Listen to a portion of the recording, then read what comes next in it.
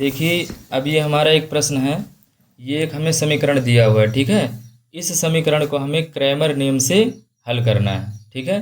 तो क्रैमर नियम से कैसे हल करेंगे, इसका जो नियम है वो आपको हम बता चुके हैं। तो सबसे पहले हमें निकालना होता है गुणांक सारणिक निकालना होता है। सबसे पहला काम क्या करना होता है, गुणांक सारणिक निकालना होता है। और गुणांक सारणिक हम लोग निकालते कैसे हैं, तो देखिए, लिखेंगे पहले गए दिए समीकरणों दिए समीकरणों के दिए समीकरणों के गुणांकों से गुणांक सारणिक। सबसे पहला काम हमें निकालना होगा गुणांक सारणिक।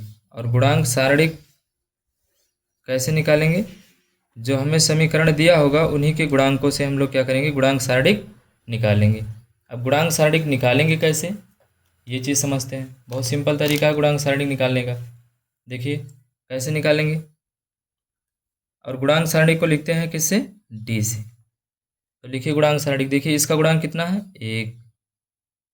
इसका गुणांक कितना है, 2। इसका गुणांक हो गया 1, है ना। इसका 3, इसका -1 और इसका माइनस का 2। इसका 1, इसका 3, इसका हो जाएगा 5। ये हमारा निकल गया क्या, गुणांक सारणिक। तो सबसे पहला काम हम कर लिए। जो हमें पहला स्टेप करना था, क्या करना था, सबसे पहले हमें डी का मान निकालना था। डी का मान निकालने का मतलब होता है गुणांक सारणिक। और गुणांक सारणिक हम कैसे निकाले हैं, दिए गए समीकरणों से ही हम गुणांक सारणिक निकालते हैं। बात समझ में आ गई। अभी हमारा गुणांक सारणिक मिल गया है। अब गुणांक सारणिक से हम क्या निकालेंगे, डी एक्स का मान निकालेंगे। डी एक्स का मान कैसे निकालते हैं, तो डी के प्रथम स्तंभ में डी के क्या करेंगे, ऐसे लिखेंगे, डी के प्रथम स्तंभ में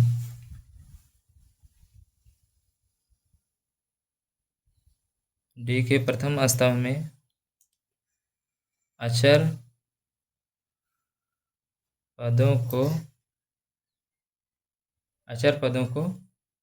विस्थापित करने पर अचर पदों को विस्थापित करने पर अब जो हमें सारणिक मिलेगा वो हमारा क्या बनेगा, dx बन जाएगा। बहुत सिंपल हो गया। कैसे, dx बराबर, देखिए, अच्छा ये अचर पद क्या था, अचर पद हमारा ये था, ये जो वैल्यू लिखी हुई है, ये वाली वैल्यू 5 4 4, ये हमारा क्या था, अचर पद था। अब इसमें अचर पदों को विस्थापित कर दीजिए, किसमें, पहले स्तंभ में। तो पहला स्तंभ हमारा ये है, इसकी जगह पर क्या लिखेंगे, 5 4 4, और फिर हो जाएगा कितना, 3 -1 -2, ठीक है। और ये कितना हो जाएगा, 1 3 5। तो ये हमारा बन जाएगा क्या, ये हमारा बन जाएगा dx। अच्छा एक चीज़ थोड़ा सा हम छोड़ दिए थे, उसको निकाल दे रहे हैं। देखिए जो हमारा गुणांक सारणिक रहेगा, या जो हमारा dx निकलेगा, या dy निकलेगा, या dz निकलेगा, उस सभी का मान हमें निकालना होता है। तो सबसे पहले हम d का मान निकाल दे रहे हैं, यहीं पर निकाल दे रहे हैं d का मान। d का मान निकालना आपको हम बता चुके हैं कैसे निकालना है। देखिए अगर 1 को लेंगे, बताए थे ये पहला प्लस होता है, दूसरा माइनस, और ये प्लस। अगर ये वाला 1 लेंगे तो ये वाली लाइन कैंसिल, ये वाली लाइन कैंसिल, बचेगा क्या, -1 × 5। तो -1 × 5 क्या हो जाएगा, माइनस का 5, और 2 तिहाई 6, -6 हो जाएगा। और यहाँ घटाना रहता है तो ये हो जाएगा प्लस का 6, ठीक है। दूसरा क्या लेते हैं, माइनस लेते हैं, तो ये हो जाएगा माइनस का 3, ब्रैकेट के अंदर ये वाली लाइन कैंसिल, ये वाली लाइन कैंसिल हो जाएगी, तो हो जाएगा 2 पंचे 10, माइनस 3 × 3, है ना, और प्लस का 1, और ये वाली लाइन अब हो जाएगा कैंसिल, ये वाली लाइन 2 दूना 4, ये हो जाएगा माइनस का 4, और ये बनेगा क्या, माइनस का 1, लेकिन यहाँ घटाना रहेगा तो ये हो जाएगा प्लस का 1, ठीक है भाई। अब यहाँ से आप जोड़ घटा के लिख दीजिए, ये हो जाएगा प्लस का 1, ये हो जाएगा 7 × 3 = 21, माइनस का 21, है ना, माइनस का 21, और ये हो जाएगा माइनस का 4 में से 1 घट जाएगा तो बचेगा माइनस का 3। तो ये टोटल आप घटा के लाओगे तो आएगा माइनस का 23, ठीक है। तो इस तरीके से हमने क्या किया है, डी का मान कैलकुलेट कर लिया। और इसी प्रकार हम किसका मान निकालेंगे, डी एक्स का मान निकाल दे रहे हैं। यहीं पे थोड़ा जगह है, यहीं पे निकाल दे रहे हैं डी एक्स का मान। ठीक है, तो डी एक्स बराबर कैसे निकालेंगे, पहले लेंगे प्लस का 5, ये वाली कैंसिल, ये वाली कैंसिल, 5 का नम 5 हो जाएगा माइनस का 5, और 2 3 6 माइनस 6, तो ये माइनस माइनस क्या हो जाएगा प्लस का 6। फिर लेंगे माइनस का 3, अगर माइनस का 3 लिए तो ये वाली लाइन कैंसिल, ये वाली लाइन कैंसिल, 4 पंचे 20 और 3 चौके 12, माइनस का बनेगा 12, है ना। देखिए ये वाला अगर लेंगे तो ये माइनस, ये वाली लाइन कैंसिल, ये वाली लाइन कैंसिल, 4 पंचे 20 और 3 चौक 12। अब लेंगे प्लस का 1, क्या लेंगे प्लस का 1, तो ये कैंसिल, ये कैंसिल, 4 दूनी 8, माइनस का 8 और 4 का नम 4, माइनस 4, तो इन्हीं घटाएंगे तो ये जाएगा प्लस का 4, इसको जोड़ घटा लीजिए तो यहाँ बचेगा 1, तो 5 का नम 5 हो जाएगा। यहाँ बचेगा माइनस का प्लस का 8, 8 त्रिक 24, माइनस का 24 हो जाएगा, और ये हो जाएगा माइनस का 4, माइनस का 4, तो ये बचेगा कितना भैया, ये भी आ जाएगा माइनस का 23। तो यहाँ से आपने निकाल लिया डी एक्स की वैल्यू 23। इसको हम एक ब्रैकेट में कर दे रहे हैं, ठीक है, क्योंकि इसी का मान हमें भी ज़रूरत पड़ेगा। और डी कितना आया था, डी भी आया था माइनस का 23, डी का मान कितना था माइनस का 23, है ना। इसको भी ब्रैकेट में कर दे रहे हैं, बंद कर दिए एक बॉक्स में। यहाँ तक हमारा कैलकुलेशन हो गया। अब क्या निकालना है भैया, अब निकालना है हमें डी एक्स की वैल्यू निकालना है। क्या निकालना है, डी एक्स की वैल्यू निकालना है। तो क्या लिखेंगे पहले, डी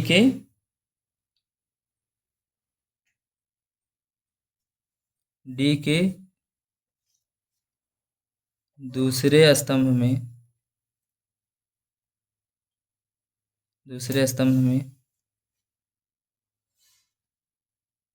अचर पदों को विस्थापित करने पर, ठीक है भाई, विस्थापित करने पर, अब किसको विस्थापित करना है, दूसरे कॉलम में अचर पदों को। और उसको किससे लिखेंगे भाई, डी एक्स लिख दिया था तो यहाँ पे लिखेंगे डी वाई। डी वाई का मान निकालिए। अब कैसे निकालोगे भैया, कितना था 1 2 1, तो लिख दो 1 2 1। अब दूसरे इसमें क्या करना है, अचर पद को विस्थापित करना है। अच्छा अचर पद कौन था हमारा, वो आपको बता देते भाई, अचर पद कौन था 5 4 4, है ना। अब इसके हम अचर पदों को विस्थापित करने जा रहे हैं, तो ये हो जाएगा 5 4 4, और ये क्या था भैया 1 3 5, यही तो था।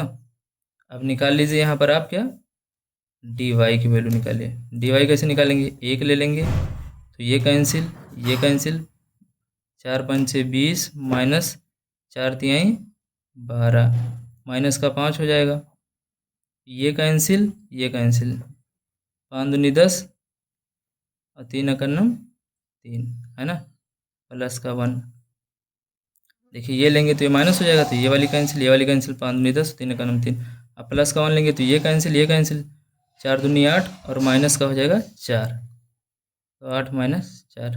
इसको भी आप जोड़ घटा लीजिए, देखिए कितना आ रहा है, तो ये बचेगा प्लस का 8 और ये बचेगा माइनस प्लस का 7, और गुणा करेंगे 5 से, 7 बचे 35, माइनस का 35, और वो बचेगा कितना भैया, वो बच जाएगा 4, तो 8 4 12 और माइनस 35 हो जाएगा माइनस का 23, है ना। तो यहाँ से हमारा निकल गया डी वाई, क्या निकल के आ गया, डी वाई। अब हमें क्या निकालना है भैया, अब हमें निकालना है डी जेड का मान। किसका मान निकालना है, डी जेड का मान। देखिए ऊपर जगह कम है तो यहाँ लिख दे रहे हैं। डी जेड का मान कैसे निकालेंगे, फिर वही काम, पुराना काम, डी के तीसरे स्तंभ में, डी के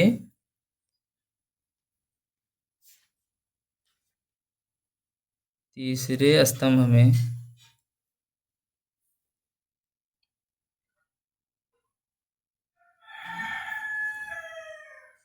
अचर पदों को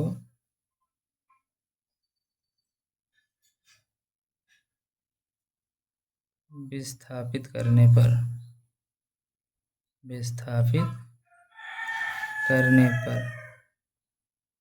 अच्छा, सारणिक क्या था भैया? सारणिक यहाँ थोड़ा ऊपर आप देखिए क्या था, उसको क्या लिखेंगे आप? dz। क्या था सारणिक हमारा? सारणिक था हमारा, दिखा दे रहे हैं आपको, ये था सारणिक 1 3 1 1। अब इसके जगह पर अचर पदों को लिखना था, और अचर पद पहले बता चुके हैं कितना था, 5 4 और 4। ये देख लीजिए, यहाँ पे देखिए ये अचर पद हो गया 5 4 4, और ये आपका सारणिक हो गया। अब इसकी जगह पर किसको लिखेंगे? 5 4 4 को। ठीक है, तो अब हम लिख रहे हैं सारणिक, आप समझ लीजिएगा, और निकाल दे रहे हैं मान किसका? dz का। देखिए ये हो जाएगा हमारा 1 1, यहाँ 2 था भाई, 2 1 3 -1 और माइनस का 2। यहाँ पर लिखना है क्या? 5 4 4, है ना। अब निकालिए आप dz।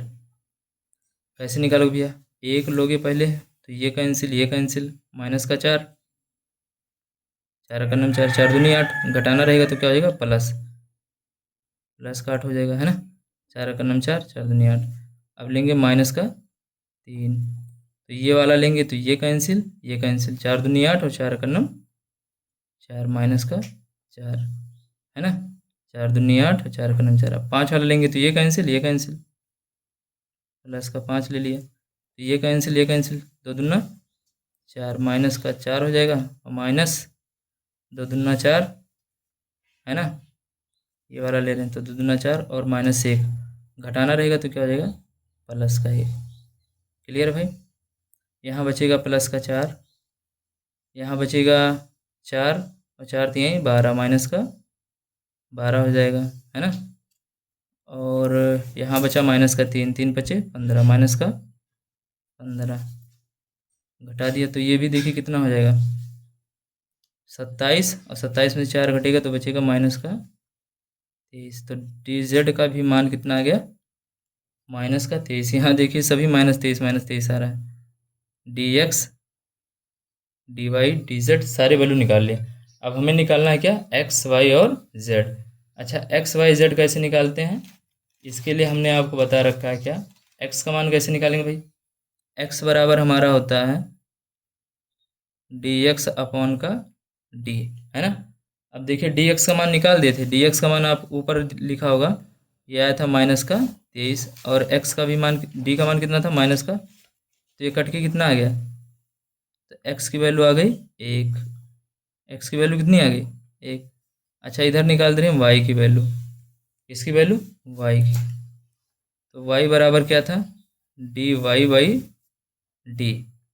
इसकी वैल्यू कितनी आई भाई? माइनस का 23, dy भी है और माइनस का 23 d भी। कट के कितना बनेगा? 1। तो y की वैल्यू कितनी आ गई?